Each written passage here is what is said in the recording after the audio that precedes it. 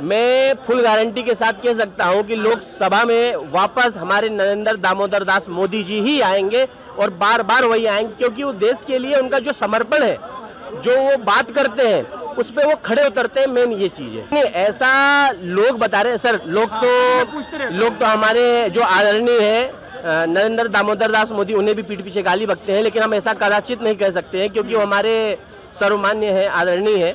लेकिन नरोत्तम मिश्रा जो हमारे मध्य प्रदेश के गृह मंत्री हैं, उनके ऊपर भी कीचड़ उछाले जाते हैं, उंगलियां उठाई जाती हैं, लेकिन ये सरासर गलत है। मैं ये नहीं मानता। वहाँ पहुँच रही है, और यदि संसद में भी महिलाएं, मुझे 33% रिजर्वेशन से कोई आपत्ति नहीं है, भले 66% महिलाएं चली जाए, लेकिन वो अपने सामर्थ्य, अपनी शक्ति से जाए, ना कि उन्हें रिजर्वेशन का झुंझुना दे दिया जाए। बलबूते चुनाव जीत के जी, उन्हें लाठी के सहारे की आवश्यकता नहीं है। हम क्यों नहीं समझ पा रहे हैं? कहा राबड़ी देवी का एग्जाम्पल देखिए आप, तो राबड़ी देवी के मामले में क्या हुआ था? चुनाव जीती राबड़ी देवी, लेकिन काम उनका पति करता थे लालू यादव जी। तो हम देश में चाहते हैं कि महिलाएं अपने बलबूते पर आए और बलबूते पे ही राजनीति करेंगे। सुषमा स्वराज इसका एक बहुत अच्छा उदाहरण है। मतलब मोदी जी अपने निर्णय के प्रति बहुत अड़िग हैं और ऐसे ही प्रधानमंत्री की आवश्यकता है देश में। दी है, मैं इंदौर से आया हूँ। इंदौर से जी, अभी तो चुनाव होने वाले वहाँ, बिल्कुल अभी चुनाव होने वाले हैं। चुनाव बदलाव की बयार बह रही है कि फिर से रिपीट होगा? बदलाव तो किसी भी कारण से हो नहीं सकती है। बीजेपी सरकार है और आगे भी रहेगी। उसके पीछे कई व्यक्तिगत कारण हैं, कई निजी कारण हैं। दो बता दीजिए बस। कारण ये है कि जैसे कि हम जानते हैं कि आज कई योजना का हमारा मध्य प्रदेश लाभ ले रहा है। लाइट सही से हो जाएगा। मध्य प्रदेश में काफ़ी योजनाएं माननीय मुख्यमंत्री शिवराज सिंह चौहान ने लागू कर दिया है। जैसे मैं आपको बताना चाहूँगा कि लाडली बहना लागू किया, पहले कर लेना चाहिए था। नहीं, पहले से भी लागू है। जैसे कि आपने सुना होगा कि जीवन ज्योति बीमा योजना, उसके बाद आपने सुना होगा जो वृद्ध हो जाते हैं तो लाडली योजना तो अभी आई है। लाडली योजना अभी आई है, लेकिन जो वृद्ध योजना है, जो पेंशन घोटाला है, अभी हुआ है। कौन सा घोटाला? पटवारी वाला जो पटवारी घोटाला सर हुआ नहीं है, ऐसा लोग मान रहे हैं। कुछ कॉलेजों में ऐसा बताया जा रहा है, परंतु जांच टीम जांच के लिए लग चुकी है। जल्द ही इस समस्या का निराकरण हो जाएगा। बोला जा रहा है कि नरोत्तम मिश्रा उसमें शामिल थे, उन्हीं के कॉलेज में सब हुआ। नहीं, ऐसा लोग बता रहे हैं सर। लोग तो हमारे जो आदरणीय है नरेंद्र दामोदर दास मोदी, उन्हें भी पीठ पीछे गाली बकते हैं, लेकिन हम ऐसा कदाचित नहीं कह सकते हैं क्योंकि वो हमारे सर्वमान्य है, आदरणीय है।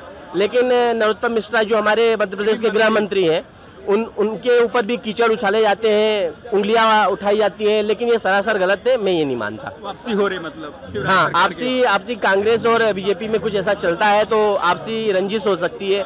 कुछ भी हो सकता है, पाँव खींचना है ना, बाकी ऐसा कुछ नहीं। उनका कहीं से कहीं तक कोई भी हाथ नहीं। अभी एक महिला बिल पेश किया गया 33% आरक्षण वाला, क्या लगता है कि पुरुष समाज के होते हुए मतलब नाते क्या सोचते हैं आप कि ये बिल पेश होना चाहिए था कि नहीं, कि हमारे लिए गलत हो गया? नहीं, ये गलत नहीं हुआ है। आज जो हमारी बहन है, बेटी है, उन लोगों को लाभान्वित होना चाहिए। किस लिए? क्योंकि पुराने समय में जैसे हम सुनते आए, देखते आए कि काफ़ी संघर्ष किया उन्होंने, तो आज हमारे देश के प्रधानमंत्री ये बिल पेश करके उन लोगों को लाभान्वित महसूस कराने का प्रयास कर रहे हैं, और मुझे लगता है कि ये होना चाहिए। क्योंकि आज जैसे कि हम देख रहे हैं कि लाडली बहना योजना आ रही है, आवास योजना मिल रहा है, उन लोगों को पढ़ाई लिखाई के लिए मिल रहा है सब कुछ, तो इन सब चीज़ों को मद्देनजर रखते हुए सब मेरे नज़रिए में ठीक है। चलिए, लोकसभा चुनाव भी होने वाले हैं 6 महीने में, आप शायद वोट भी देते होंगे। बिल्कुल, मैं वोट देता हूँ। वहाँ तो शिवराज जी आएंगे, लोकसभा में कौन आएगा? मैं फुल गारंटी के साथ कह सकता हूँ कि लोकसभा में वापस हमारे नरेंद्र दामोदर दास मोदी जी ही आएंगे और बार बार वही आएंगे, क्योंकि वो देश के लिए उनका जो समर्पण है, जो वो बात करते हैं उस पे वो खड़े उतरते हैं। मेन ये चीज़ है। राहुल गांधी बोलते हैं बात करने से देश नहीं चलता, बेरोजगारी और महंगाई नहीं कंट्रोल कर पाए। बिल्कुल, इसीलिए मेरे शब्द को अगर आपने ध्यान सुना हो, जो वो बात करते हैं उसमें खड़े उतरते हैं, यानी जो योजना लाते हैं उसे पूर्ण तरीके से लागू करते हैं। हर गांव के गरीब कोने में, मतलब कोने कोने गांव में भी ये योजना का लाभ मिलता है, हर गरीब किसानों को भी। जैसे कि हम जानते हैं कि आज हमारे नरेंद्र दामोदर दास मोदी किसानों का कर्ज माफ कर रहे हैं, हर गांव गली कस्बे में रोड मकान बन रहे हैं। तो ये सब क्या है? ये सब डायरेक्टली एक संकेत है बीजेपी का कि इस बार बीजेपी ही आएगी। जो महिला बिल पेश किया गया 2024 का चुनाव का मुद्दा हो सकता है? बिल्कुल, इस पे हमारे परम मित्र विजयदीप इंद्रिया दी विचार। बिल्कुल टॉपिक जैसे बिल्कुल, मुद्दा तो छोटी छोटी चीज़ों का बनता है। ये तो 33% बिल का मुद्दा है, तो क्यों नहीं बनेगा? क्योंकि मेरे नज़र में ये सही है। कई लोगों के करना चाहिए बिल को बिल्कुल के लिए। नहीं, चुनाव के लिए तो बिल का इस्तेमाल नहीं करना चाहिए। थोड़ा सा ये लेट बिल लाए हैं, मुझे लगता है कि पहले ला देते तो ज़्यादा उचित होता। ये मुद्दा बनेगा या नहीं? मैं पहले सबसे पहले जब यदि बात आती है हाँ महिलाओं के बिल की, तो महिलाओं को क्या आज वास्तव में आरक्षण की आवश्यकता है? तो इसका जवाब सीधा सा यदि हम जाने तो जवाब ये होगा कि महिलाओं को आरक्षण की आज आवश्यकता नहीं है। महिलाएं क्या आज सक्षम नहीं है? क्या वो भी बड़ी बड़ी कॉलेज और बड़े बड़े यूनिवर्सिटी में पढ़ रही हैं? महिलाएं भी आईएएस बन रही है, वो अपने काबिलियत के दम तक वहाँ पहुँच रही है। और यदि संसद में भी महिलाएं, मुझे 33% रिजर्वेशन से कोई आपत्ति नहीं है, भले 66% महिलाएं चली जाए, लेकिन वो अपने सामर्थ्य, अपनी शक्ति से जाए, ना कि उन्हें रिजर्वेशन का झुंझुना दे दिया जाए। बलबूते चुनाव जीत के जी, उन्हें लाठी की सहारे की आवश्यकता नहीं है।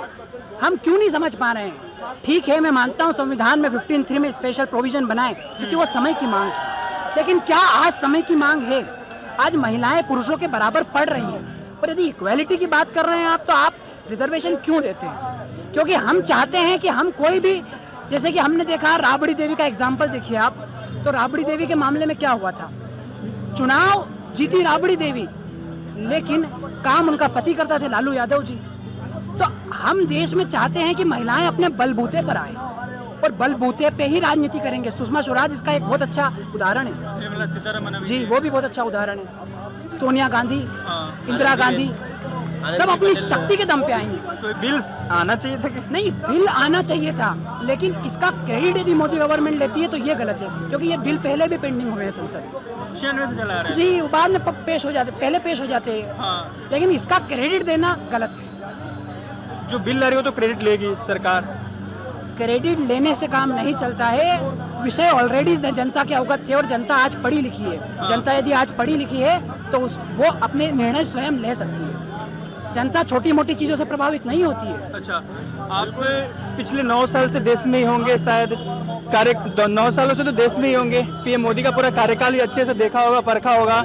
क्या लगता है कि 2024 चुनाव भी होने वाला है? 2 बार चुनाव जीत चुकी है पार्टी, तीसरी बार जीत जाएगी या नहीं?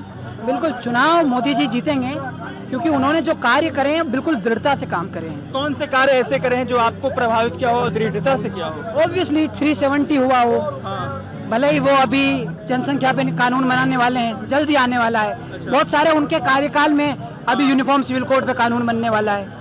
वो तो मतलब मोदी जी अपने निर्णय के प्रति बहुत अड़िग हैं, और ऐसे ही प्रधानमंत्री की आवश्यकता है देश में। आज वो क्रिमिनल लॉ में रिफॉर्म्स कर रहे हैं, जो हमारी अंग्रेजों के कानून थे उन्हें सुधारने का प्रयास किया, तो बहुत अच्छे चेंजेस हो रहे हैं। लेकिन ना विपक्ष बोलते हैं ना कि तानाशाही की तरह बर्ताव करते हैं, विपक्ष की सुनते नहीं है, जब लोकतंत्र कोई खत्म करते जा रहे हैं, मजबूती से संविधान को कानून- बदलते जा रहे हैं। जब मजबूती से कानून, संविधान कहाँ बदला है? आज भी बेसिक स्ट्रक्चर है, हाँ, आज भी बेसिक स्ट्रक्चर है। क्या आप आर्टिकल 14 को, 13 को, पार्ट 3 को कोई भी वायलेट नहीं कर सकता है? हाँ, ये तो बात सही है। तो संविधान को नहीं बदल रहे हैं, कानून बदलना कोई गलत नहीं है, और कोई गलत चीज ऐड करते हैं तो सर्वोच्च न्यायालय वो से वर्ड डिक्लेयर कर अपने देगा। इस्लामिक जो कानून है उसका हनन होगा। जी बिल्कुल नहीं।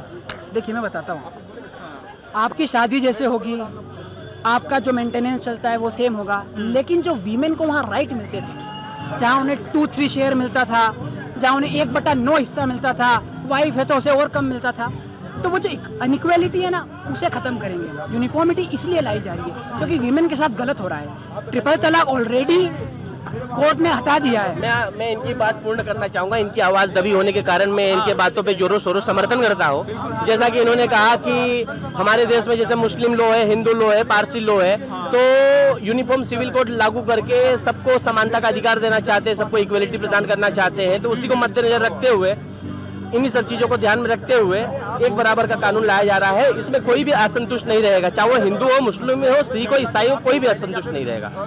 आपके राज्य से धीरेन्द्र शास्त्री हिंदू राष्ट्र की मांग उठाते रहते हैं हमेशा। जी जी, ये हिंदू राष्ट्र बन जाना चाहिए, संविधान के हिसाब से जो चल रहा है चलते देना चाहिए। संविधान के हिसाब से जो चल रहा है बिल्कुल वाजिब चल रहा है, इसमें कोई दो राय नहीं है। और रही बात हिंदू राष्ट्र की, सनातनी की, तो ये पहले भी थे, अब भी हैं और आगे रहेंगे। घोषित नहीं होने वाला है। पर्सनल टिप्पणी करूंगा मैं आपको। हिंदू राष्ट्र जल्द घोषित होगा, आपको मैं ऐसा आश्वासन देता हूँ। क्योंकि हमारे देश में जो नेता हैं, जो पॉलिटिशियन हैं, वो लोग आज जोरों शोरों समर्थन कर रहे हैं इन सब चीजों में। तो मुझे लगता है कि जल्दी हमारा भारत देश हिंदू राष्ट्र, करते हैं इसका? बिल्कुल, मैं भी हिंदू हूँ तो हिंदू राष्ट्रवादी हूँ और मैं सनातनी हूँ।